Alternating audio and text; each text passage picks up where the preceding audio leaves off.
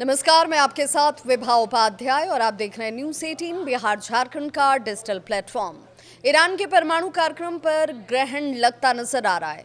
एक तरफा जहां अमेरिका और इजराइल ईरान से यूरेनियम संवर्धन शून्य करने के लिए लगातार दबाव बना रहा है, तो वहीं दूसरी तरफ रूस ने भी उसे ऐसा ही करने के लिए कहा है। रूस का ये कहना है, या यूं कहें कि रूस का ये मानना है कि ईरान के लिए इससे बेहतर कोई दूसरा ऑप्शन ही नहीं, कोई विकल्प ही नहीं है।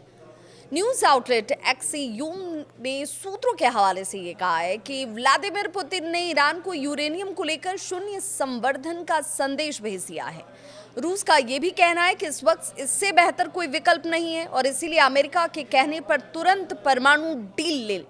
हालांकि रूस के विदेश मंत्रालय का ये भी कहना है, जो एक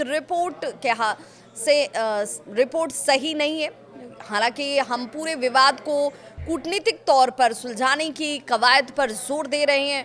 फिर से परमाणु हथियार बनाने की तैयारी आखिर है क्या, ये सवाल लोगों के जहन में जरूर है।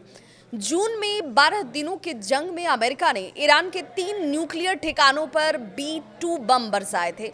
इसके बावजूद ईरान ने न्यूक्लियर संवर्धन का काम जारी रखने की घोषणा कर दी।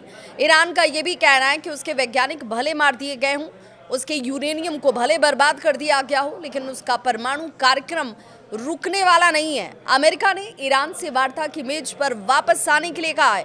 नॉर्वे की राजधानी ओस्लो को इसके लिए चुना भी गया है और अमेरिकी राष्ट्रपति डोनाल्ड ट्रंप ने स्टीव विटकॉफ को वार्ताकार नियुक्त कर दिया है। ईरान की तरफ से अब्बास अराघची बैठक में मौजूद रह सकते हैं और अराघची की मौजूदगी अपने आप में बहुत कुछ कहती है। अमेरिका और ईरान के बीच बैठक से पहले रूस ने यू टर्न ले लिया। इसे ईरान के लिए एक बड़ा झटका माना जा रहा है।